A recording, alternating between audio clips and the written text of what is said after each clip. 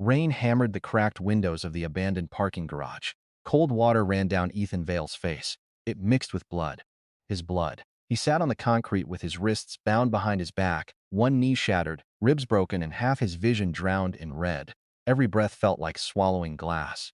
Across from him, Vanessa Cole stood beneath the flickering ceiling light. Perfect makeup, designer coat, cruel smile. She looked untouched by the storm, untouched by the ruin, untouched by the man bleeding at her feet. "Look at you," she said. Her heels clicked against the floor as she circled him. "You really thought you were worth something." Ethan said nothing. Vanessa crouched in front of him and lifted his chin with the tip of her umbrella. "You had no money." She smiled wider. "No car." The umbrella pressed into the wound beneath his jaw. "No status." Her voice softened into a whisper. "And somehow you still had the nerve to reject me." Ethan's breathing remained slow. That irritated her. She wanted tears. She wanted pleading. She wanted the last shred of his dignity crawling under her shoe. Behind Vanessa stood three men in black coats. Her new boyfriend, Marcus Hale, watched with a glass of whiskey in his hand. He was the heir to a real estate empire built on bribery, extortion, and stolen land. Beside him stood Ethan's former business partner, Caleb Royce, the man Ethan had trusted with everything, the man who had sold him out for a seat at Marcus's table. The third man held a phone. He was recording. Vanessa wanted proof. She wanted the world to see Ethan broken. Marcus took a slow sip. "You know what your problem was, Ethan?" Ethan looked at him through swollen eyes. Marcus laughed. "You mistook silence for strength." Caleb joined in. "You mistook stubbornness for pride." Vanessa leaned closer. "And you mistook my attention for love." That one cut deeper than the broken bones. Not because Ethan loved her. He had stopped loving her long ago. It cut because he remembered the exact moment she had decided what he was worth. A year earlier, Ethan had lost everything. His small logistics company collapsed after a chain of fake lawsuits. His warehouse was seized. His accounts were frozen. His employees abandoned him. His apartment vanished under debt. For several months, he wore the same coat, drove no car, ate cheap meals, worked out of public libraries and crowded coffee shops. Vanessa had watched the fall with open disgust. She had called him useless, a loser, a parasite, a bum pretending to be a businessman. Then she had left him at a restaurant in front of dozens of strangers. Her final words had spread through the room like poison. "A man without money is just a burden with a heartbeat." People laughed. Ethan remembered every face, every whisper, every phone raised to record his humiliation. He remembered standing alone in the middle of the restaurant while Vanessa climbed into Marcus Hale's black limousine. He remembered Marcus lowering the window. He remembered the smirk. "Know your place." Ethan had learned his place. At the bottom. Beneath the people who had robbed him. Beneath the woman who had used him. Beneath the city that worshipped money and kicked the powerless until they stopped moving. But the city had made one mistake. It thought Ethan had disappeared. It thought he had surrendered. It never knew he had spent the months after his collapse gathering evidence. Shell companies, bribed inspectors, fabricated debts, illegal property transfers, secret recordings, Vanessa's signature, Marcus's accounts, Caleb's messages. Enough to tear the Hale empire apart. Enough to bury them all. Ethan had been one night away from releasing everything. Then Caleb called. He claimed he wanted to confess. He claimed Marcus planned to kill Vanessa after using her as a legal shield. He claimed he had proof. Ethan came alone. That was the final mistake of his first life. Now his body lay broken on cold concrete. Vanessa rose. "You should have stayed invisible." Ethan's voice came out rough. "You are afraid." The garage went silent. Vanessa's smile froze. Marcus lowered his glass. Caleb looked away. Ethan laughed. Blood ran from the corner of his mouth. It was not a loud laugh. It was worse. It was calm. Vanessa slapped him. His head snapped sideways. "You have nothing." Ethan slowly turned back. "You brought three men, a gun, a camera, and a storm to kill a bum." His gaze settled on her. "So yes." A faint smile formed on his face. "You are afraid." Vanessa's eyes twitched. She grabbed the pistol from Marcus's guard. Marcus did not stop her. He wanted the show. He wanted Ethan humiliated before death. Vanessa pressed the barrel against Ethan's forehead. "You always look down on me," she hissed. "No." Ethan stared into her eyes. "I saw through you." Her finger tightened. "You think someone is coming to save you?" Thunder shook the building. Then an engine roared outside. Deep, smooth, violent. Headlights swept across the open side of the garage. A silver supercar slid through the rain and stopped beneath the broken lights. The engine fell silent. For one brief second, nobody moved. The driver's door opened upward. A woman stepped out. Black silver watch, cold eyes. Elena Cross, chief executive of Cross Dominion, the youngest corporate leader in the city. The woman whose company controlled ports, freight lines, private security networks, and half the commercial contracts Marcus Hale had spent years trying to touch. She walked through the rain without an umbrella. Her expression did not change when she saw the gun. It changed when she saw Ethan. Something ancient cracked behind her eyes. Ethan, Vanessa turned. Confusion crossed her face. Marcus went pale. Caleb stopped breathing. Elena moved faster than anyone expected. The gunshot exploded. Ethan felt the impact. A burst of heat, of violent darkness. His last sight was Elena catching him before his head struck the ground. Her hands were covered in his blood. Her voice broke for the first time. No. Ethan tried to speak. He wanted to tell her about the evidence. He wanted to tell her where he hid the files. He wanted to tell her he was sorry for never calling. Instead, blood filled his throat. The world blurred. Vanessa was screaming. Marcus's men were drawing weapons. Elena's security team stormed the garage. More gunshots, more shouting, then nothing. Death was not peaceful. It was cold, it was heavy. It dragged Ethan through memories he wanted to forget. His father dying in debt. His mother begging a landlord for one more week. Vanessa laughing in the restaurant. Caleb signing the betrayal contract. Marcus crushing Ethan's hand beneath a polished shoe. Elena standing outside his childhood home many years ago, holding 2 train tickets and promising that one day they would escape the city together. Ethan had smiled at her. Then life had pulled them apart. He died wondering why she came. He died wondering how she knew. He died with regret sharper than any bullet. Then he opened his eyes. Warm light fell across a narrow apartment. A cheap ceiling fan spun overhead. Traffic murmured outside. Ethan did not move. His body remembered pain. His mind expected blood, but his ribs were whole. His knee was unbroken. His wrists were free. He sat up slowly. A half-eaten takeout meal rested on the table. A faded coat hung near the door. His old laptop glowed beside a stack of unpaid bills. On the screen was an email, a termination notice from the warehouse landlord. Ethan stared at the date. His breathing stopped. This was not the night of his death. This was the morning Vanessa would leave him. The day the public humiliation began. The day before Caleb secretly transferred the company's remaining contracts to Marcus Hale. Ethan stood. His legs were steady. His reflection in the dark window showed a younger face. No scars, no broken nose, no dead eyes. But the eyes staring back were not young. They had watched an empire close over them like a grave. They had watched trust become a knife. They had watched love become a transaction. Ethan touched his chest. No bullet wound, no death. A sound rang inside his mind, clean metallic.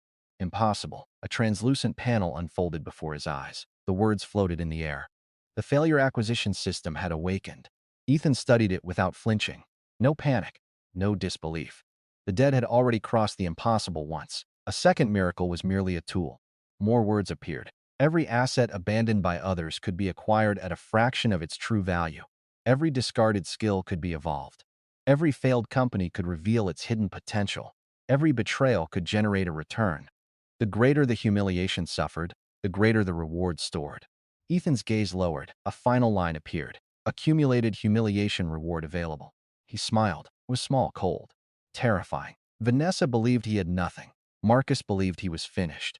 Caleb believed the company was already dead. The city saw a ruined man in a cheap apartment.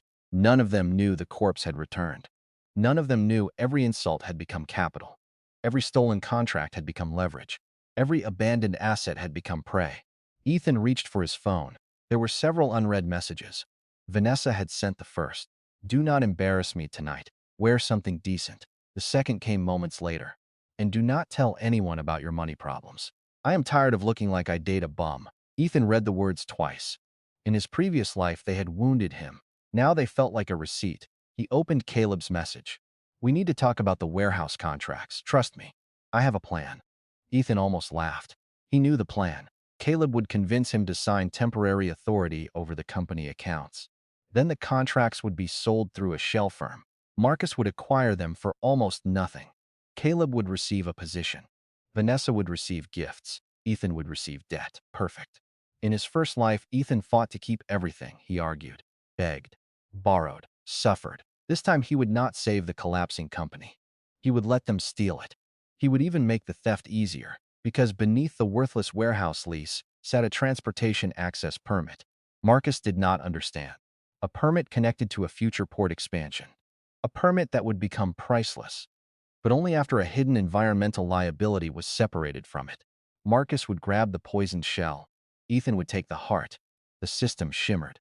An abandoned skill had been detected. Corporate forensic analysis. Current evaluation. Useless. Evolution available. Ethan selected it. Pain flashed behind his eyes. Thousands of patterns filled his mind. Fraud structures. Hidden ownership chains.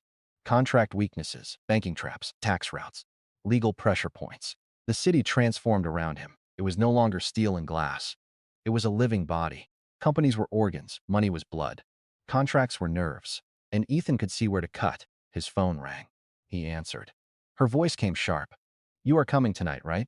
Yes, she paused. She expected resistance. She expected excuses. Ethan gave her neither. And you will not make a scene? No, you will apologize to Marcus? Ethan looked at the rain beginning outside his window. Yes. Vanessa relaxed. Her contempt returned immediately. Good. At least you know how to be obedient. Ethan's smile deepened. He remembered her kneeling in the garage, not in regret, not in love, in fear. He remembered how she trembled when Elena arrived. He remembered the bullet. He remembered dying in Elena's arms. This time, he would not wait for rescue. This time, he would build the blade before they realized there was a war. Vanessa continued speaking. Marcus may be willing to help you. Do not ruin this opportunity with your pride. Ethan closed the laptop. Of course. You should be grateful. I am. For what? His eyes hardened. For everything you are about to give me. Silence. Vanessa did not understand. She mistook the sentence for surrender. She laughed. That is better. The call ended. Ethan stood before the window. Far below, the city crawled beneath the rain. Somewhere inside it, Marcus was preparing a banquet. Caleb was preparing a contract. Vanessa was preparing to humiliate him. And Elena Cross was still living a life completely separate from his own. For now, Ethan placed one hand against the glass. In his first life, they had dragged him toward hell. In this life, he would not resist. He would walk beside them. He would smile. He would open the door. He would lay a red carpet across the flames. Then he would step aside and watch them enter. Come, he whispered. Take everything. His reflection smiled back. I already know what it costs. Vanessa chose the most expensive restaurant in the city. Not because she loved the food. Because she loved witnesses. Crystal chandeliers burned above marble floors. Waiters moved like shadows. Wealthy guests spoke in low voices, each table guarded by polished smiles and quiet contempt. Ethan entered wearing the same faded coat, the same plain shirt, the same shoes Vanessa despised. Conversations softened. Eyes turned. Vanessa saw him and closed her eyes in disgust. She sat beside Marcus Hale at the center table. Caleb sat across from them. Several investors filled the remaining seats, men who had ignored Ethan's calls, women who had whispered about his collapse. People who once praised his ambition now watched him approach, as though poverty were contagious. Vanessa rose halfway. What are you wearing? Ethan looked down at his coat, clothes. A few guests laughed. Vanessa's face tightened. Marcus leaned back in his chair. He wore a dark suit and the expression of a man waiting for an animal to perform. Sit down, Ethan. Ethan obeyed. No anger, no resistance. That disappointed them. Vanessa had prepared a scene. She wanted him defensive. She wanted him wounded. She wanted the room to watch her crush him. Instead, Ethan calmly folded his hands on the table. Marcus studied him. I heard your warehouse is finished. It is. Caleb blinked. In the previous life, Ethan had denied it. He had argued that the company only needed time. He had begged the investors for another chance. He had revealed every weakness. This time, he handed them nothing. Marcus smiled. At least you can admit failure. Vanessa sighed loudly. He should have admitted it months ago. One of the investors lifted his wine. Some men confuse stubbornness with courage. Another chuckled. Some men are born to lead. Others are born to carry boxes. The table laughed. Ethan smiled with them. His humiliation reward rose. The invisible system pulsed behind his vision. Every insult became value. Every sneer became stored power. Every laugh filled the account they could not see. Vanessa leaned closer. Do you understand how embarrassing this is for me? Ethan looked at her. You invited me. I invited you so Marcus could help you. Marcus raised one hand. Help is a generous word. The room quieted. Caleb slid a folder across the table, the poisoned contract. Ethan recognized every page. Temporary control over company operations. Authority to restructure debt. Authority to transfer warehouse obligations. Authority to sell selected assets. In the previous life, Caleb hid the dangerous clauses beneath legal language and fake urgency. Now Ethan saw them as glowing wounds. Every weakness, every hidden intention, every trap. The evolved forensic skill dissected the document before his eyes. Marcus tapped the folder. Sign this and Caleb will manage the collapse. Vanessa spoke before Ethan could answer. It is the only decent offer you will ever receive. Marcus smiled. I will absorb the warehouse lease, several outstanding debts, and your remaining contracts. And what do I get? Ethan asked. Vanessa scoffed. You get to avoid prison. Caleb looked down. That lie had frightened Ethan before. Unpaid business debt alone would not have sent him to prison. But Caleb had manufactured false invoices under Ethan's name. Marcus planned to use them as leverage. Ethan knew where the records were hidden. He also knew when they would be destroyed. Marcus swirled his drink. You walk away clean. Ethan opened the folder. He read each page slowly. Vanessa became impatient. Stop pretending you understand it. The guests laughed again. Ethan turned another page. The system revealed the contract's true structure. The warehouse company would inherit the environmental liability connected to contaminated ground beneath the western loading yard. Marcus believed he was buying the future transportation permit. But the permit was not attached to the lease. It was attached to a forgotten operating subsidiary that Caleb considered worthless. A subsidiary Ethan still controlled. The poisoned shell would go to Marcus. The hidden heart would remain with Ethan. Better still, the contract allowed Ethan to nominate obsolete assets for exclusion. Caleb had inserted the clause to steal several machines later. He believed Ethan would never notice. Ethan noticed everything. He picked up the pen. Caleb stared. You are signing? Yes. Vanessa's mouth curled upward. The room filled with satisfaction. Marcus looked almost bored. He believed the hunt had ended too easily. Ethan signed each page. Then he paused at the asset schedule. I want the abandoned routing software excluded. Caleb frowned. That old program? Yes. It has no value. Then you will not mind. Marcus waved one hand. Give it to him. Caleb hesitated. The software had failed every commercial test. It crashed under pressure, produced inaccurate routes, consumed too much processing power. It had become the joke that destroyed Ethan's reputation with several clients. Vanessa laughed. Of course he wants the useless thing. A failure collecting another failure. Ethan signed the final page. The system chimed. A poisoned asset had been transferred. A discarded asset had been retained. Hidden potential unlocked. Marcus raised his glass. To new beginnings, Vanessa smiled at him. Caleb finally relaxed. The investors drank. Ethan lifted an empty glass. To consequences. Nobody heard the difference. Dinner continued. They spoke over him. Around him. About him, Vanessa told the table how exhausting it had been to date a man without status. She described his cheap apartment, his old coat, his public transportation habits. She exaggerated every failure. She turned his hunger into comedy, his silence into weakness, his loyalty into dependence. Then she placed one hand on Marcus's arm. Some women waste years trying to build a man. She looked directly at Ethan. I finally learned that successful women choose men who are already built. Marcus smiled. The investors applauded the cruelty as wisdom. Ethan watched her carefully. In his first life, this was the moment his pride broke. This was the moment he stood. This was the moment Marcus ordered security to throw him outside. The humiliation had spread across social media before midnight.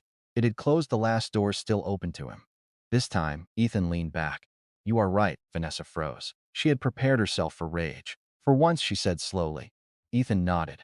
A person should choose what matches their nature. Her eyes narrowed. What does that mean? Nothing. His smile was mild. That frightened Caleb, only for a moment. Then arrogance buried the instinct. Marcus reached into his coat and placed a key on the table. A luxury car key. He pushed it toward Vanessa. Her lips parted. For me? Marcus nodded. She threw her arms around him. The table erupted in praise. Vanessa looked at Ethan while holding the key. She wanted the pain. She wanted envy. She wanted proof that she had won. Ethan gave her none. The car was not a gift. It was purchased through one of the shell companies tied to the warehouse contamination scheme. Within months, investigators would seize it. Within weeks, Marcus would use the purchase to move illegal funds. Vanessa was not receiving luxury. She was receiving evidence. Leaving already? Marcus asked. I have work. Vanessa laughed. What work? The kind nobody wants. Marcus lifted his glass again. Suitable. Ethan walked away while laughter followed him through the restaurant. Outside, the rain had stopped. The city smelled of wet concrete and gasoline. The system opened before him. Humiliation reward converted. Capital acquired. Skill evolution available. Asset resurrection available. Ethan walked to a public bus stop. No limousine waited. No secret army emerged. No miracle carried him home. That was exactly what he wanted. Let the city see the bum. Let them laugh at the coat. Let them ignore the man standing beneath the broken shelter. Invisible men could build anything. He returned to his apartment and opened the abandoned routing program. The software loaded slowly. Error messages covered the screen. The original project had been designed to optimize delivery routes across changing city conditions. It failed because normal systems treated roads as fixed lines. Ethan's program tried to predict human behavior, traffic patterns, driver fatigue, police closures, weather shifts, fuel fluctuations, warehouse delays. It attempted too much. Investors called it unstable. Clients called it useless. Engineers called it impossible. The system called it incomplete. Ethan placed his hand on the keyboard. The failure acquisition system absorbed the program. Code flooded his vision. Every mistake unfolded. Every broken calculation revealed the missing structure beneath it. The program had not failed because its ambition was foolish. It failed because ordinary hardware could not support its prediction model. The system compressed the core, rebuilt the learning architecture, removed the dead loops, strengthened the adaptive engine. Hours vanished. Ethan did not sleep. He fed the software public traffic records, shipping histories, weather logs, fuel prices, port schedules. He used old delivery data from his collapsed company. The program consumed everything. It learned, it changed, it awakened. By dawn, it predicted traffic congestion before official systems detected it. By morning, it reduced simulated fuel costs by nearly half. By noon, it identified delivery routes through districts considered commercially unusable. By evening, it found a pattern hidden inside port activity. A massive expansion was coming. The city had not announced it, but construction materials were moving. Security contracts were shifting. Land purchases formed a quiet circle around the eastern docks. The forgotten operating subsidiary Ethan had retained held access rights through the center of that circle. Marcus had stolen the warehouse. Ethan owned the road to the future. The system rewarded the discovery. The routing skill evolved again. Predictive logistics became dominion mapping. Now the program did more than calculate movement. It calculated leverage. Which warehouse would fail first? Which supplier would become desperate? Which delivery company was underpriced? Which district would explode in value? Which executive was lying? Which contract contained fear? Ethan began buying, not with wealth, with precision. He purchased abandoned storage rights from a bankrupt grocer. He acquired a neglected parking facility beside an old freight tunnel. He bought debt from a failing courier service through a hidden intermediary. He secured a long lease on a freezing warehouse nobody wanted because the heating system was broken. The city saw garbage. The system saw arteries. Every acquisition connected to the next. A hidden network spread beneath Marcus's empire. Small, cheap, invisible dead assets returned to life in Ethan's hands. His capital multiplied, not through luck, through hunger. He worked until his fingers bled. He slept in short bursts on the floor. He ate without tasting. He spoke to no one. Each day, the system offered another discarded skill: repair, data extraction, asset concealment, risk modeling. Ethan evolved them all. A broken refrigeration unit became a low-cost cold storage facility. A failed courier company became a private last-mile network.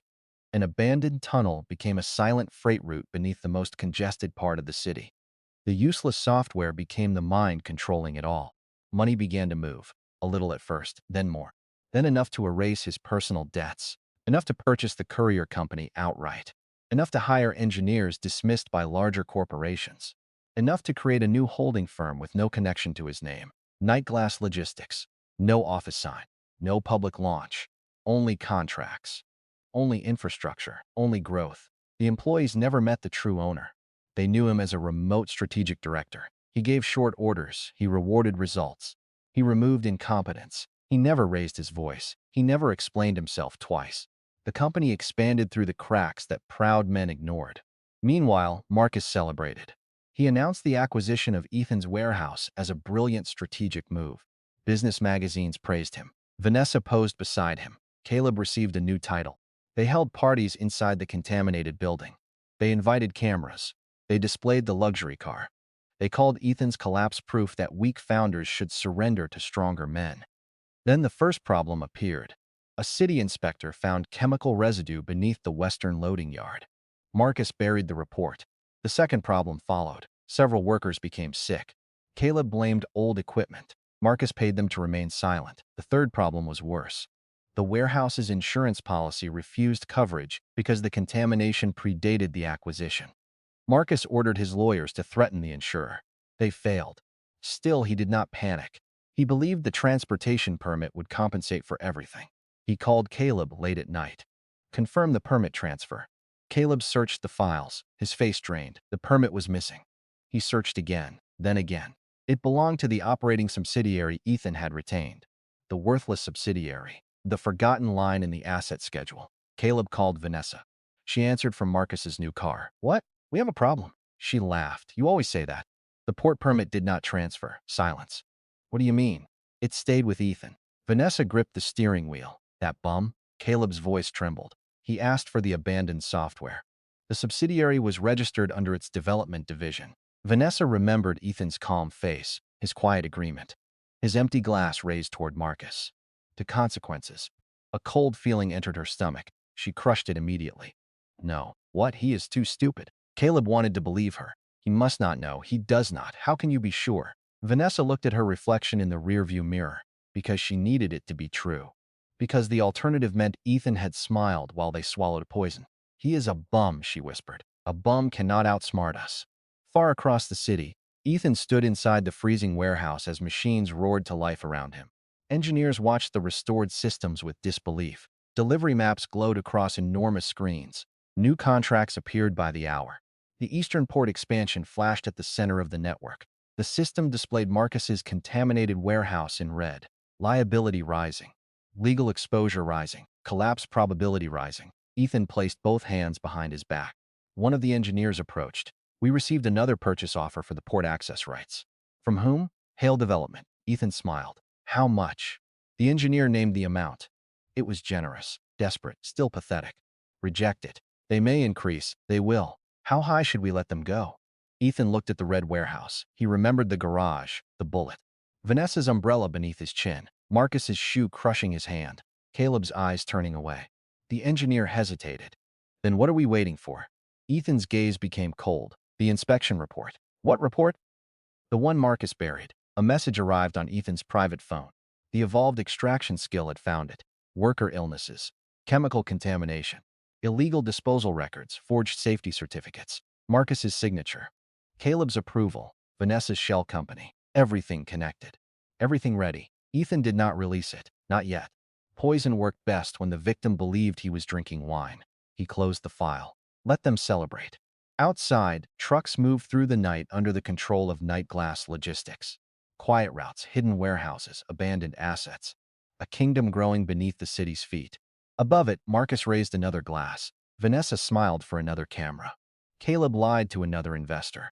None of them saw the red stains spreading through the floor. None of them understood the warehouse was not their prize. It was their coffin, and Ethan had personally handed them the key. Nightglass Logistics did not announce its rise. It infected the city quietly. One warehouse became 3, 3 became 9. 9 became a web of refrigerated depots, underground freight corridors, repair yards, data centers, and silent loading docks hidden behind companies nobody respected. Every asset had once been called worthless. Every location had been abandoned by someone richer. Every worker had been discarded by someone prouder. Ethan collected them all, not out of kindness, out of efficiency. The world threw away people and tools the moment they stopped looking perfect. Ethan cared only whether they could become useful. A mechanic with a ruined hand designed automated repair arms. A programmer blacklisted for exposing corporate fraud rebuilt the heart of the routing system. A former port commander dismissed for refusing a bribe mapped every forgotten access road along the eastern docks. A cold storage engineer mocked for proposing impossible energy systems turned the freezing warehouse into the cheapest preservation hub in the region. They did not love Ethan. They feared disappointing him. That was stronger. He paid on time. He punished theft without hesitation. He rewarded competence without flattery. He never promised family. He promised results. Nightglass grew because promises were unnecessary when every contract was honored. The city still saw Ethan riding public transportation, still saw the faded coat, still saw him eating alone in cheap restaurants. Vanessa saw him twice from the window of Marcus's luxury car. Both times she laughed. He is still pretending to work. Marcus barely looked. Let him pretend. Caleb remained silent. The missing permit haunted him. Every time Marcus asked about the Eastern Port expansion, Sweat formed beneath Caleb's collar. Every time Vanessa called Ethan useless, Caleb remembered the calm way Ethan had requested the abandoned routing software. No anger, no desperation, just one quiet request, then a signature, then a smile. Caleb began drinking before noon. Ethan knew. The Dominion map tracked behavior now, not only trucks, people. Caleb's purchases, Marcus's meetings, Vanessa's movements, which officials accepted gifts, which inspectors were afraid, which lawyers planned escape routes. The city appeared on Ethan's screens as a living battlefield. Green lines showed assets under his control. Blue lines showed future acquisitions. Black lines showed hidden alliances. Red lines showed weaknesses. Marcus Hale's empire was almost entirely red. Still, Ethan did not strike, he built. Beneath the freezing warehouse, engineers opened a reinforced chamber. Inside stood the central core of Nightglass. Rows of servers pulsed behind armored glass. Cooling systems breathed through the walls. The abandoned routing software had evolved beyond logistics. It predicted shortages before markets noticed them. It detected panic through purchasing patterns. It recognized fraud through delays too small for human auditors to see. It could move food, medicine, fuel, and equipment across the city faster than official emergency networks. Ethan named it Black Thread. Every district was a knot. Every road was a strand. Every company was a hand pulling somewhere. Black Thread felt them all. The system chimed inside his mind. Discarded skill detected. Inventory appraisal. Current evaluation obsolete. Evolution available. Ethan accepted. The warehouse vanished from his perception. For one breath, everything became value. Steel beams, damaged forklifts, unused airspace, employee experience, electricity loss, travel time, hidden demand. Nothing was empty. Nothing was merely broken. Every object carried potential. Every person carried a price. Every delay carried an opportunity. The evolved skill fused with Dominion mapping.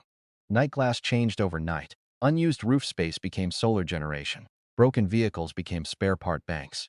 Empty delivery hours became emergency service windows.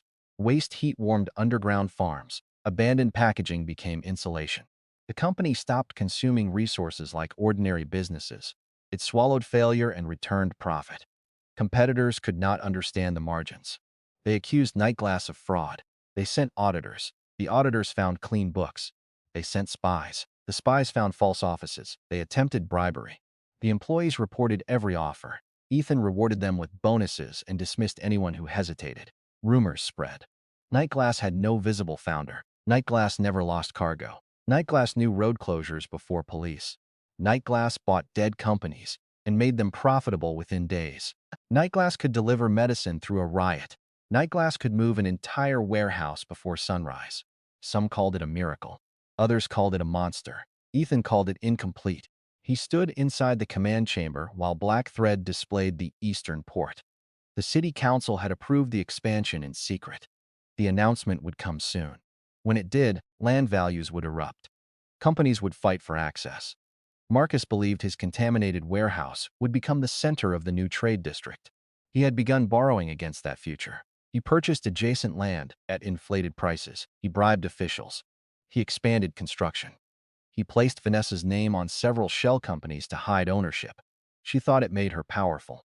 She called herself a property executive now. She attended charity dinners. She gave interviews about ambition.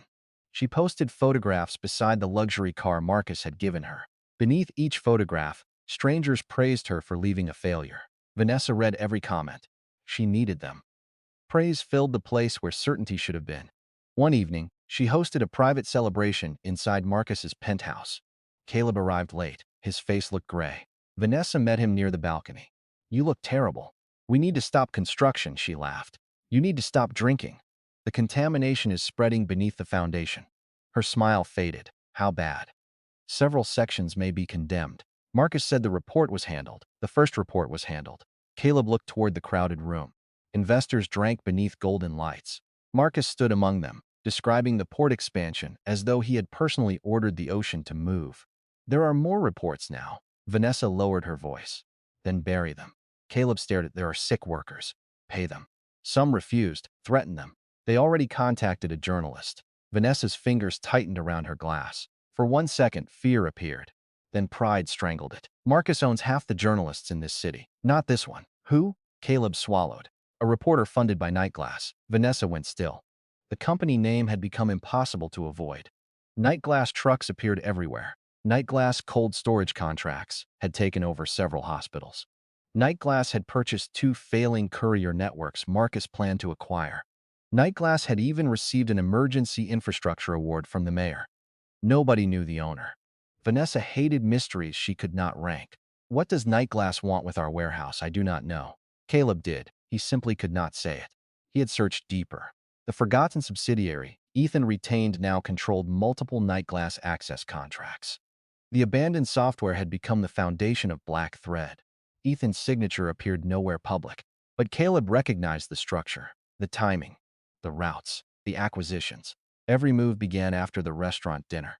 Every move benefited from information Ethan once possessed. Caleb had not yet found proof. He feared proof more than uncertainty. Vanessa stepped closer. Tell Marcus. Caleb looked toward him. Marcus was laughing. He had just announced another construction loan. I tried. He said I was becoming disloyal. Vanessa sneered. Then stop acting weak. Caleb watched her walk away. In that moment, he understood something. Vanessa did not believe Marcus could lose.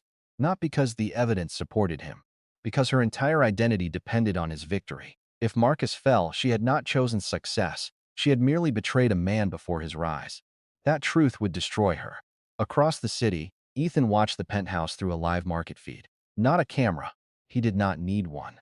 Black Thread showed the party through movement, luxury food deliveries, private drivers, imported wine, security rotations, investor travel, loan transfers. Vanessa's shell companies had drawn more funds. Marcus had swallowed the bait. Ethan closed the display. A woman waited behind him. Her name was Celine Ward, former crisis commander for Cross Dominion, sharp eyes, short dark hair, a scar beneath her left ear. She had been dismissed after taking blame for an executive security failure. Elena Cross had opposed the decision. The board overruled her. Celine disappeared from the corporate world. Ethan found her repairing surveillance drones in a basement workshop. He offered her control of Nightglass security. She asked why he trusted her. He answered honestly, I do not. She accepted immediately. Now she placed a file on the table. Someone is searching for you. Who? Elena Cross. The room became colder. Ethan looked at the name. Memories returned without permission. Gunfire, blood on Elena's hands. Her voice breaking as he died. In this life she had not seen him yet. Not truly. They had crossed paths once at a distance during a logistics conference. Ethan left before she noticed him. He was not ready. Elena was dangerous in a way Marcus could never understand. Not because she was cruel. Because she remembered Ethan before the world taught him to hide. What has she found? He asked. Connections between your old subsidiary and Nightglass. How close? Close enough to know the owner is using your methods. Celine studied his expression. You know her? Yes. Enemy? No. Ally? Ethan paused. I do not know. Celine nodded once. She never asked unnecessary questions. There is another issue. She opened a second file. Images appeared. Armed men, unregistered vehicles. Private contractors connected to Marcus Hale. He is building a security force. For the port announcement, that is the official excuse. And the real one? He intends to seize the access corridor if the permit holder refuses to sell. Ethan smiled. There it was. Marcus had reached the point where arrogance became violence. In the previous life, Marcus used lawyers first, then debt, then guns. The sequence never changed. Only the victim did. Let him prepare, Ethan said. Celine's gaze sharpened. You want him to attack? I want him to expose every weapon, and then? The system pulsed. Discarded asset detected. Private combat unit. Current loyalty. Purchased. Conversion probability available. Ethan studied the armed men on the screen. Underpaid veterans. Blacklisted officers. Desperate contractors. Marcus believed money made them loyal. He had never understood loyalty. Money bought obedience only until someone offered survival. Nightglass offered more than survival. It offered structure. Ethan ordered Celine to identify every contractor with unpaid medical debt, threatened family members, false criminal charges, or resentment toward Hale development. Within days, Marcus's force began leaking. Routes, weapons, passwords, meeting locations. Some accepted money. Some accepted protection. Some accepted revenge. Ethan accepted all motives. He did not need purity. He needed usefulness. Nightglass security expanded beneath the surface. Hidden checkpoints, drone corridors, armored freight vehicles, emergency shelters, medical stations, signal jammers. The Empire no longer moved goods alone. Could seal districts, feed thousands. Cut power, restore power, control roads. Open tunnels, close bridges, a city within the city. An invisible fortress. The system announced another evolution. Failed infrastructure network transformed. Metropolitan dominion established. Ethan stood before the largest screen.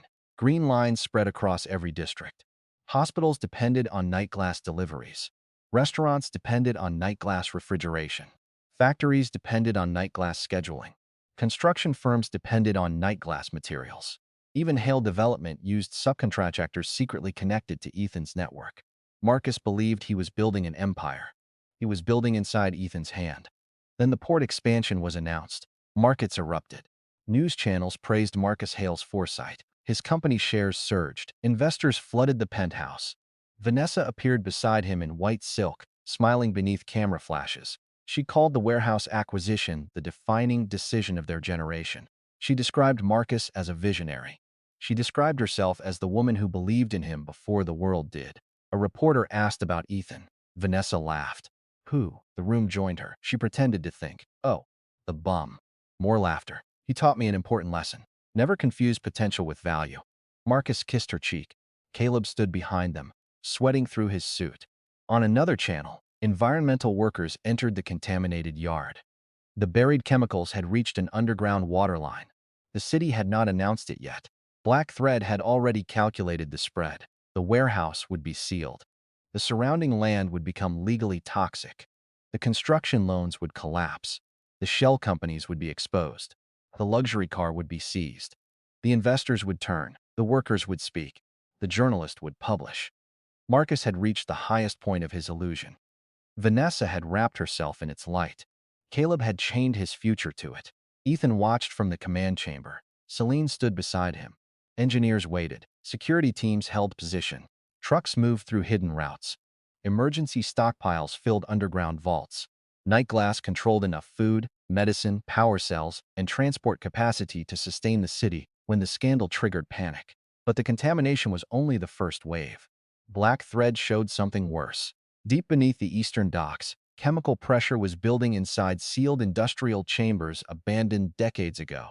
Marcus's construction had weakened them. One more excavation would break the barrier. Toxic vapor would spread through the entire port district. The city would choke. Marcus believed he was digging toward wealth. He was digging into hell. Ethan looked at the projected collapse. He could warn them. He could stop the excavation now. He could save Marcus from his own greed. Instead, he sent one message.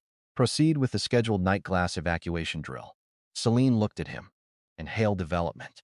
Ethan's face remained calm. They called me a bum. The machines beneath the warehouse roared. Armored doors sealed. Supply lines shifted. Medical teams deployed. The invisible empire awakened. Across the city, Vanessa raised a glass beneath golden lights. Marcus announced that nothing could stop them. Caleb forced himself to smile. Far below their celebration, the poisoned earth cracked. The earth beneath the eastern docks split open. Not with thunder, with a groan. Ancient. Hungry. Steel supports bent beneath Marcus Hale's construction site. Concrete cracked. The excavation machines shook as if something enormous had awakened below them. Workers froze. One operator leaned from his cabin and stared into the widening trench. A pale vapor rose from the darkness, thin at first, almost beautiful. Then the first man began screaming. He clawed at his throat. His skin blistered. Blood poured from his nose. He fell from the machine and struck the ground hard enough to break his neck. The others ran. They did not get far. The vapor rolled across the yard like a living tide. Men dropped between steel beams. Some vomited blood. Some tore off their clothes as though their skin were burning from within. Some crawled toward the gates, leaving streaks of red across the concrete. The emergency alarms began too late. Marcus stood inside the warehouse office when the windows turned white. Caleb stared through the glass. What is that? Marcus seized the radio. Seal the excavation zone. Only static answered. He tried another channel. Nothing. Then someone outside slammed against the office door. A worker. His face had swollen beyond recognition. He struck the glass again and again. His fingernails tore away. Help me. The words barely escaped his ruined throat. Vanessa stepped backward. Her heel caught on a chair. She nearly fell. Do something. Marcus looked at the worker, then at the spreading vapor, then at the sealed emergency exits. His face lost color. The worker collapsed. Another body appeared behind him. Then another. Caleb whispered, "The chambers." Marcus turned. What? The old industrial chambers beneath the site. You said they were empty. I said the records were incomplete. Marcus grabbed him by the collar. You said the land was safe. Caleb's voice cracked. You buried the safety report. You signed it. You ordered me to. Marcus punched him. Caleb crashed into the wall. Vanessa screamed. The lights died. Darkness swallowed the office. Outside, men begged. Then the begging stopped. Across the city, black thread awakened every emergency route at once. Nightglass trucks changed direction.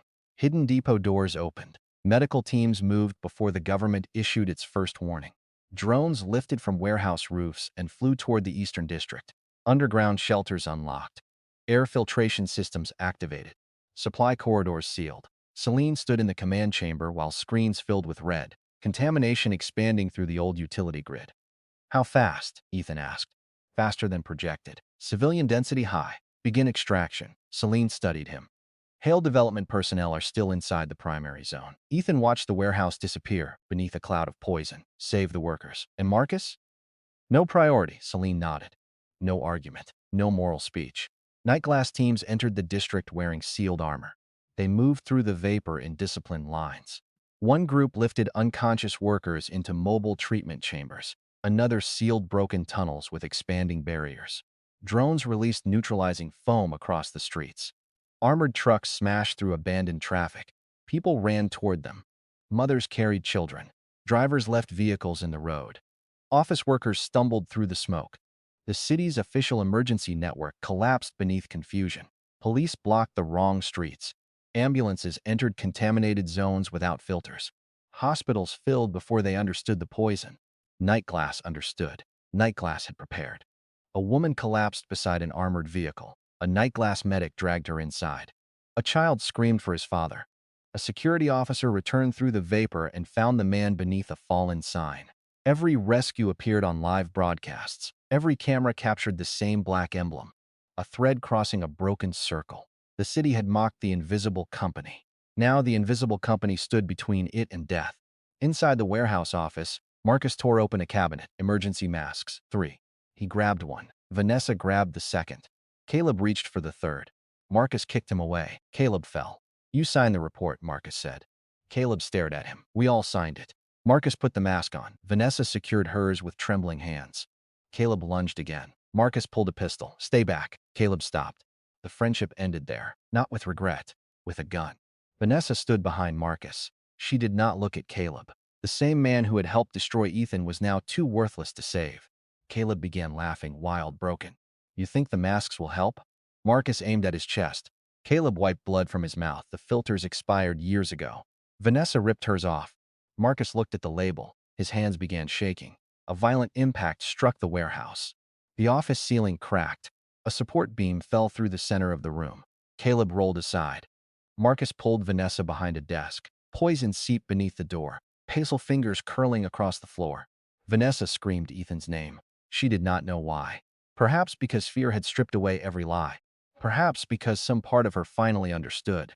The bum had warned them without warning them. The calm smile. The abandoned software. The forgotten permit. The poisoned warehouse. The consequences. She grabbed her phone. No signal. She tried again. Nothing. Call Ethan, she said. Marcus stared at her. What? He knew. Marcus's eyes became murderous. Knew what? All of it. Caleb pushed himself upright. Yes. Marcus turned the gun toward him. Caleb smiled through split lips. Nightglass is his. Silence crushed the room. Vanessa stopped breathing. Marcus shook his head. No. Caleb laughed harder. The subsidiary, the software, the port access, the routes. Marcus fired. The bullet struck Caleb's shoulder. He spun and fell. Vanessa screamed again. Marcus crossed the room and pressed the gun to Caleb's head. You are lying. Caleb looked up at him. Fear filled his eyes, but beneath it lived something close to relief. He gave us the warehouse. Marcus' finger tightened. He knew we would steal it. Another explosion tore through the site. The floor dropped. Marcus lost balance. The pistol slid into the poison. A section of wall collapsed outward. Through the opening they saw the yard. Bodies everywhere. Construction machines burning. Steel towers bent beneath white vapor. And beyond the gates, black armored vehicles moving through the chaos. Nightglass. The vehicle stopped in perfect formation. Soldiers stepped out. Not government troops. Not police. Ethan's people. They moved as if the poison belonged to them. They cut through locked barriers. Lifted wounded workers. deployed machines that swallowed contaminated air and expelled clean vapor. Marcus stared, his lips parted. No. The word sounded small. Vanessa saw a figure step from the central vehicle. Faded coat, plain shirt, calm face. Ethan, he wore no visible armor. Only a compact breathing filter across his mouth. The vapor twisted around him beneath the floodlights. Behind him stood Celine and a line of Nightglass security officers. Above him, drones formed a black circle in the sky. Workers who could still move turned toward him. Some collapsed in relief. Some stared as though a god had entered the ruins. Ethan raised one hand. The Nightglass machines activated. A wave of neutralizing mist surged across the yard. The poisonous cloud recoiled. Pressure dropped inside the broken chambers. Automated barriers slammed into the trench. The spreading vapor stopped. One command. One motion. The disaster that had consumed the entire district began to kneel. News helicopters captured everything. The city watched Ethan Vale stand where government teams refused to enter. Reporters shouted his name, at first uncertainly, then louder. The failed businessman, the ruined founder. The bum Vanessa had mocked. He was not hiding anymore. Black thread connected to every screen in the district. A map appeared above the command vehicles. Safe routes glowed through the poison. Nightglass teams followed them. Survivors poured from buildings. Hospitals received supply instructions. Traffic signals changed automatically. Power was cut only where sparks threatened explosions. Emergency ventilation opened beneath the streets. The city became Ethan's machine, and it obeyed. Vanessa crawled toward the broken wall. Ethan! He did not look at her. She shouted again. Ethan! Marcus seized her arm. Stop! She tore free. He can save us. Marcus struck her. The slap sent her to the floor. You do not beg him. Vanessa stared up at him. The man she had chosen because he looked powerful now stood trapped inside a warehouse he had poisoned with greed. The man she had abandoned as worthless stood outside controlling an army. Something inside her shattered. Not love, never love, status. Her worship had changed gods. She crawled toward the opening again. Ethan, please! Caleb laughed from the floor. Blood soaked his shirt. Now you remember his name. Vanessa ignored him. Ethan! This time, Ethan turned. Their eyes met across the wreckage. Vanessa froze. There was no anger in his face. No heartbreak. No satisfaction. Nothing. She would have preferred hatred. Hatred meant connection. His indifference reduced her to debris. Marcus stepped beside her. He tried to straighten his suit, tried to recover the posture that once frightened boardrooms. Vale, Ethan waited. Marcus raised his voice. This facility contains private Hale development assets.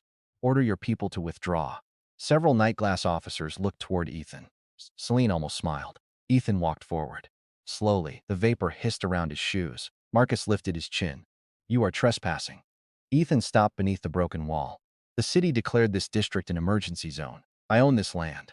Ethan looked at the collapsed trench. You own the liability. Marcus's face twisted. You planned this. No. You sabotaged the excavation. No. You knew what was beneath us. Yes. The answer struck harder than any accusation. Vanessa covered her mouth. Marcus's confidence cracked. You allowed this to happen. Ethan's gaze shifted toward the workers being carried away. I allowed you to sign your own orders. Caleb dragged himself closer. You could have warned us. Ethan looked down at him. I did. When? When I gave you what you wanted. Caleb began shaking. Ethan had not trapped them. He had simply stopped preventing their greed from killing them. That truth was worse. Sirens approached from the western road. Government vehicles. Too late. Always too late. Nightglass had already contained the breach. The official team stopped outside the perimeter and waited for Ethan's instructions. Marcus saw it. The police commander asking Celine for access. The fire chief accepting Nightglass maps. The city emergency director standing beneath Ethan's drones. Every authority Marcus had bribed now looked toward the man he had called weak. A reporter pushed near the barricade. Who authorized Nightglass to take command? The emergency director answered without hesitation. They did. Who is the owner? The director looked toward Ethan. Cameras turned. Ethan removed his breathing filter. His face appeared across every news channel. The city fell silent. Vanessa's old interviews began spreading beside the live footage. Her voice, her laughter, her words, the bump, the failure, the burden. The internet devoured the contrast. Millions watched Marcus trapped inside his own toxic warehouse. Millions watched Vanessa crawling through dust toward the man she had humiliated. Millions watched Ethan stand untouched at the center of a catastrophe. Marcus saw the cameras. Panic became rage. He grabbed a broken steel rod and charged. Celine reached for her weapon. Ethan lifted one finger. She stopped. Marcus swung. Ethan stepped aside. The rod struck concrete. Before Marcus could recover, Ethan caught his wrist. A simple movement. A quiet turn. Bone cracked. Marcus screamed. Ethan took the rod from his hand. Then he released him. Marcus fell to his knees. The crowd outside gasped. Vanessa stared. The man she had believed untouchable knelt in poison and dust. Ethan did not even look winded. Marcus clutched his ruined wrist. "You think this makes you powerful?" Ethan looked around. Nightglass vehicles filled the yard. Drones covered the sky. Emergency systems followed his commands. Workers whispered his name. Government officers waited at his perimeter. The entire city watched. "No," Ethan said. "This reveals that you never were." Marcus's face collapsed. Caleb began sobbing. Vanessa crawled closer. "I did not know." Ethan turned toward her. She wiped dirt from her face, tried to recover beauty, tried to become the woman who once controlled him. "I did not know what they were doing." Caleb stared at her in disbelief. "You signed the shell companies." She spun toward him. "You told me they were safe. You knew we stole the contracts. You forged them. You introduced Marcus." They began shouting over each other. Blame poured out faster than poison. Marcus kicked Caleb in the wound. Caleb grabbed Marcus's leg. Vanessa struck Caleb with a piece of broken wood. The alliance that had destroyed Ethan tore itself apart at his feet. Investors called Marcus's phone. He ignored them. Then more calls came. Banks. Board members. The journalist's report had been released. Contamination records. Forged inspections. Illegal disposal. Worker illness. Shell companies. Luxury purchases. Every hidden document was public. Hale Development shares collapsed while cameras watched.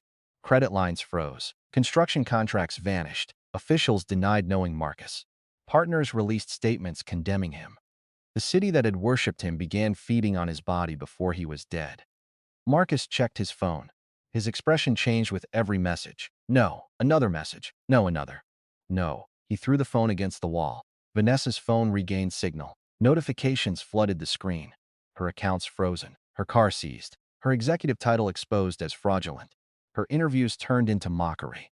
People repeated her own words beneath images of her crawling through rubble. "A woman without money is just a burden with makeup.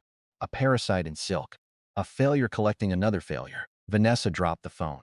Her hands trembled so violently she could not close them. Caleb received his own messages. Arrest warrant pending. Professional license suspended. Bank records seized. His wife had emptied their home. His brother had publicly disowned him. Every path closed. He looked at Ethan. "You took everything." Ethan's expression remained still. "No." He glanced at the poisoned warehouse. "You did." The official emergency director approached. "We are ready to take custody of the site." Ethan nodded. "And them?" The director looked at Marcus, Vanessa, and Caleb. "Investigators want all three." Marcus backed away. "You cannot arrest me." Police officers entered. He pointed toward Ethan. "He caused this." Nobody moved toward Ethan. Marcus screamed. "He is the criminal." The officers placed restraints around Marcus's wrists. He fought. They forced him down. His face struck the same concrete where sick workers had crawled. Caleb did not resist. He stared at the blood beneath him and whispered apologies to nobody. Vanessa pulled away from the officer, reaching for her. She ran toward Ethan. Celine stepped between them. Vanessa fell to her knees. "Please." Ethan looked down. The cameras captured everything. Her ruined dress, her bleeding hands, her terror, her disbelief. The queen of the banquet now knelt before the bum. "You remember me," she whispered. Ethan said nothing. "We were together, still nothing. I made mistakes." The officer waited. Vanessa reached toward Ethan's coat. Celine caught her wrist. Vanessa began crying. Not graceful tears, not delicate regret. Her face twisted. Her breath broke. "I can't explain." Ethan finally spoke. "Save it." Hope flashed in her eyes. For one pathetic second, she thought he meant later. Then he looked toward the waiting police. "You will need it for the investigators." Celine released her. The officers dragged Vanessa away. She screamed his name until the doors closed around her. Marcus shouted threats. Caleb begged for medical help. The vehicles carried them into the night. Ethan watched without satisfaction. Their fall was not complete. Not yet. The system pulsed. Primary disaster contained. Public identity revealed. Metropolitan authority established. Enemy empire collapse initiated. The Eastern District remained wounded, but alive. Nightglass teams continued working. Food arrived. Medicine moved. The vapor faded. Dawn touched the steel towers. Reporters stood beyond the barricades, waiting for Ethan to speak. He did not. He turned toward the command vehicle. Celine walked beside him. "The board of Hale Development is requesting a meeting." Decline. The city council wants Nightglass to assume emergency logistics authority. Except, Elena Cross is outside the perimeter. Ethan stopped. Beyond the floodlights, a silver supercar waited beneath the pale morning sky. Elena stood beside it, black suit, silver watch, cold eyes fixed on him, just as she had stood in the rain during his first death. But this time, Ethan was not bleeding in her arms. This time, an empire stood behind him. Elena looked at the Nightglass vehicles, the drones, the rescued civilians, the broken Hale warehouse. Then she looked at Ethan. Her expression held shock, relief, anger, and something deeper than all three. She walked toward him. The entire city watched. Ethan's childhood friends stopped a few steps away. For a long moment, neither spoke. Then Elena's gaze moved to his faded coat. Her eyes became wet. Ethan smiled faintly. Behind them, the poisoned empire burned. Ahead of them, the city bowed to the man it had thrown away. And far inside police custody, Vanessa finally understood the cruelest truth. The supercar had never come to rescue a bum. It had come to meet a king. Elena stopped in front of Ethan. The morning wind pulled at her black coat. Behind her, the silver supercar gleamed beneath the emergency lights. Behind him, Nightglass moved through smoke and ruin with perfect discipline. For years, Ethan had imagined this moment in 100 different ways. Accusation, silence. He had never imagined relief would hurt more than grief. Elena looked at his face as though searching for wounds that were no longer there. You disappeared. Ethan said nothing. You lost your company. He remained still. You stopped answering calls. Her voice sharpened. You let me hear about your collapse from strangers. Celine and the nearby officers stepped away without being told. Elena moved closer. And then I discovered that the most powerful logistics network in the city belongs to the boy who once stole bread from my lunchbox. Ethan's mouth moved slightly. You gave it to me. I gave you half. You were not eating. I was saving it. For what? For both of us. The words struck through years of distance. For a breath, the battlefield disappeared. There was only a narrow street. 2 poor children. 1 loaf of bread. A promise to leave the city together. Then Ethan remembered the garage. Elena's hands covered in his blood, her voice begging him not to die. He looked away. Elena noticed. She always noticed. What happened to you? Nothing. Do not insult me. Her voice was low now. Dangerous. You look at people like you have already watched them die. Ethan met her eyes. Perhaps some truths could not be explained. Perhaps they did not need to be, I learned. Elena's expression tightened. From Vanessa? From everyone. The name changed the air. Elena glanced toward the road where the police vehicles had vanished. She called you a bum. Yes. She humiliated you in public. Yes. She helped them steal your company. Yes. Elena's hands curled. And you let her walk away alive. For now. That answer cooled something inside her. Not because it was cruel. Because it was Ethan. The soft boy she remembered had disappeared. The man before her had built an empire from discarded bones. Elena looked at the city around them. What happens now? Ethan watched the smoke fading above the eastern docks. They beg, he was right. The begging began before sunset. Marcus Hale's board removed him. His father refused to speak to reporters. His mother claimed she had warned everyone about his reckless behavior. His uncles released statements calling him unstable. His business partners surrendered documents in exchange for protection. The empire he inherited abandoned him within hours. Every hand that had raised him toward the throne now pushed his head beneath the water. Marcus sat inside a private detention room with one wrist bound in a medical brace. He shouted at lawyers, threatened officers, demanded calls, promised destruction. Nobody listened. His accounts were frozen. His political contacts blocked his number. The same judges who once attended his dinners requested evidence against him. The same reporters who praised his vision replayed footage of him kneeling before Ethan. His face became a symbol of fraud. His name became poison. Caleb broke first. Painkillers loosened his tongue. He confessed to the false invoices, the stolen contracts, the shell companies, the forged signatures, the plan to frame Ethan, the attempted murder preparation from the previous chain of crimes. He gave investigators everything. Not because he felt guilt, because he wanted a smaller cell. Vanessa lasted longer. She sat beneath white lights with dust still trapped in her hair. At first, she denied everything. Then she blamed Caleb. Then Marcus. Then the lawyers. Then the accountants. Then Ethan. She claimed he manipulated them. Claimed he had always been secretive. Claimed his poverty had been an act. Claimed she was the true victim. The investigators placed her own signatures on the table. Her recorded calls. Her messages. Her demands for money. Her instructions to threaten workers. Her laughter during Ethan's public humiliation. Vanessa stared at the evidence until the room blurred. Then she asked for Ethan. The request reached Nightglass before midnight. Ethan rejected it. She asked again. She wrote a letter. Returned unopened. She offered cooperation. Unnecessary. She offered information, already known. She offered an apology. Worthless. Days passed. The city recovered under Nightglass control. Food shortages never came. Hospitals remained supplied. The contaminated district was sealed and cleaned. Ethan purchased the remains of Hale development through layers of debt claims.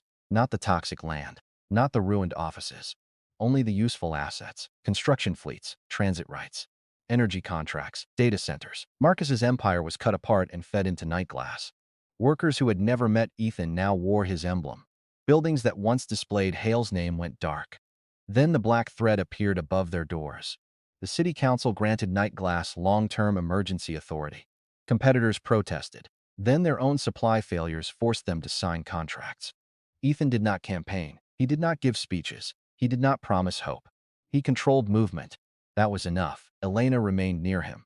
She did not ask permission. Cross Dominion offered capital, aviation access, and global port connections. Ethan accepted what was useful, rejected what was not. Their companies formed an alliance powerful enough to redraw the region. Business channels called it the Union of Two Giants. They knew nothing about the bread, nothing about the train tickets, nothing about the promise. Vanessa saw the reports from a small detention screen. She watched Elena step from the silver supercar beside Ethan. Watched them enter the restored Nightglass headquarters. Watched cameras follow them through halls of black glass and steel. The image burned, not because Vanessa loved Ethan, because Elena had chosen him before the throne. Vanessa had chosen the throne and lost everything. She began screaming until guards removed the screen. Her trial came quickly. The evidence was too complete. Marcus faced charges for fraud, bribery, reckless endangerment, worker deaths, illegal disposal, conspiracy, assault, and attempted coercion. Caleb testified against him. Vanessa testified against both. All three believed betrayal might save them. It only made them smaller. During the final hearing, Marcus saw Vanessa whispering to her attorney. He shouted across the courtroom.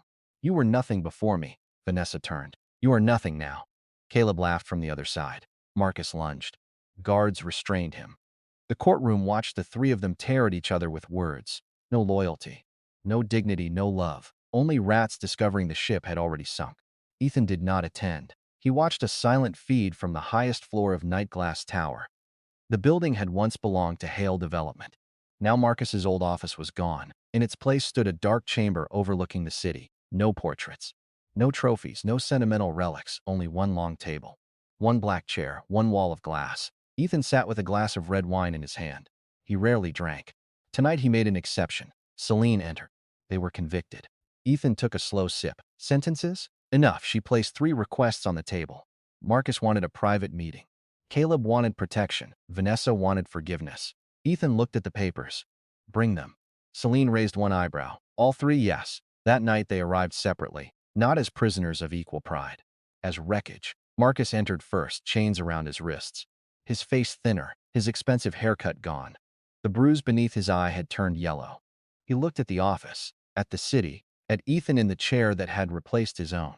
Hatred kept him upright. "You stole this." Ethan swirled the wine. Marcus stepped forward until the guards stopped him. "My company. Your father's company, my name. Your father's name, my city." Ethan looked through the glass. "The city does not remember you." Marcus's mouth opened. No answer came. Ethan spoke calmly. "You once told me I mistook silence for strength." Marcus's eyes shifted. "You told me some men were born to lead." The wine touched Ethan's lips. "You stood over me with a glass in your hand." Marcus began breathing harder. "You told me to know my place." Ethan looked around the office. "I do." Marcus shook his head. "This is not over. It ended before you understood it began." Caleb entered next. He could barely meet Ethan's eyes. The bullet wound had healed badly. One shoulder hung lower than the other. He dropped to his knees before the guards ordered him to. "Ethan." No answer. "I was afraid." Ethan watched him. "Marcus threatened me. You approached him first." Caleb swallowed. "I had debts. You created them. I thought the company was dying. You helped kill it." Tears gathered in Caleb's eyes. "We were brothers." Ethan smiled. There was no warmth in it. Caleb flinched. "You said that in the garage, too." His face turned white. Ethan leaned back. "You told me I mistook stubbornness for pride." Caleb's mouth trembled. "You watched them break my knee. I am sorry." You watched Vanessa hold the gun. I was scared. You watched me die. Caleb stared at him. The room went silent. Ethan's expression did not change. Caleb began shaking. You cannot know that. Ethan took another sip. Yet I do. Caleb collapsed forward. His forehead touched the floor. Please. The words sounded wet, small. Please forgive me. Ethan looked at the man who once held his trust. No, Caleb sobbed. I will do anything. You already did. The guards pulled him away. He screamed apologies until the doors closed. Vanessa entered last. No jewelry. No makeup. No white silk. Her prison clothes hung loosely from her body. She saw Ethan, then the wine, then the city beneath him. Her knees failed. She crawled before anyone touched her. Ethan. He waited. She dragged herself across the floor. I was wrong. Yes, I was blind. Yes, I was manipulated. No. The words stopped her. Vanessa looked up. Tears ran down her face. Marcus lied to me. You liked the lies. Caleb used me. You used each other. I was scared of being poor. You were ashamed of me. I did not understand. You understood enough to laugh. Her shoulders shook. Ethan remembered the restaurant. The marble floor. The raised phones. Her hand on Marcus' arm.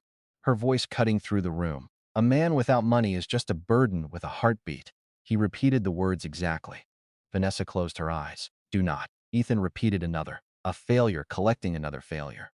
She covered her ears. Then another. Never confuse potential with value. Her voice broke. Ethan drank calmly. She crawled closer. We had good years. You priced them. I loved you. You loved comparison. I can change. You changed every time a richer man entered the room. Vanessa grabbed the edge of his shoe. Celine moved. Ethan raised one hand. Vanessa pressed her forehead against the leather. I will stay beside you. No, I will prove myself. No, I will disappear. You already have. She looked up at him. The last illusion died in her eyes. She finally understood. There was no hidden tenderness, no secret longing, no wound waiting for her apology. She had not lost Ethan that night in the restaurant. She had erased herself from him long before. What do you want from me? She whispered. Nothing. That answer destroyed her. Hatred would have given her importance. Punishment would have created a bond. Nothing meant she had become exactly what she once called him. Worthless. The guards lifted her. She fought, not to escape, to reach him. Ethan, please. He looked toward the city. She screamed. I am sorry. The doors closed.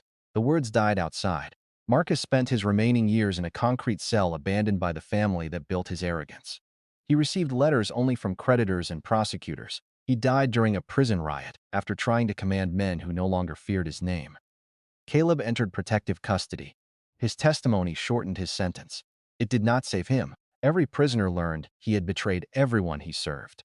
He spent his days watching shadows. One winter morning, he was found alone beneath a thin blanket, his eyes open, his lips frozen around an apology nobody heard. Vanessa survived the longest. That was her punishment. She left prison with no money, no friends, no family willing to claim her. Employers recognized her face. Landlords rejected her applications. Strangers whispered when she passed. The old videos never disappeared. Her laughter followed her through every cheap room and empty station. One rainy evening, she stood outside Nightglass Tower. Far above, the highest window burned with warm light. A silver supercar waited near the entrance. Elena stepped out. Ethan walked beside her. Vanessa called his name. The rain swallowed it. He did not turn. She watched the doors close behind them. Then she saw her reflection in the dark glass, wet hair, hollow eyes. No car, no status, no one waiting. A burden with a heartbeat. She laughed once, then began to cry. By morning, she was gone. The city never noticed. High above the streets, Ethan stood before the window. Elena placed 2 train tickets on the table behind him. Old. Faded. Preserved for years, you kept them, he said. I told you I was saving them. For both of us. Yes, Ethan looked at the empire beneath them. The roads, the ports, the warehouses. The lights moving like threads through the darkness. Once, he had wanted to escape the city. Now the city moved when he lifted a finger. Elena poured another glass of wine. Do you regret it? Ethan thought of Marcus. Caleb. The garage. The bullet. The life that ended beneath flickering lights. Then he thought of every insult turned into capital. Every discarded failure sharpened into power. Every hand that tried to bury him now forgotten beneath his throne. No. He lifted the glass. The city reflected in the wine like blood. People call it karma when consequences arrive too late for an apology. His smile was cold. They are wrong. Elena looked at him. What is it then? Ethan watched the black threads crossing the city. An unpaid debt. He drank. And I never forgive debt.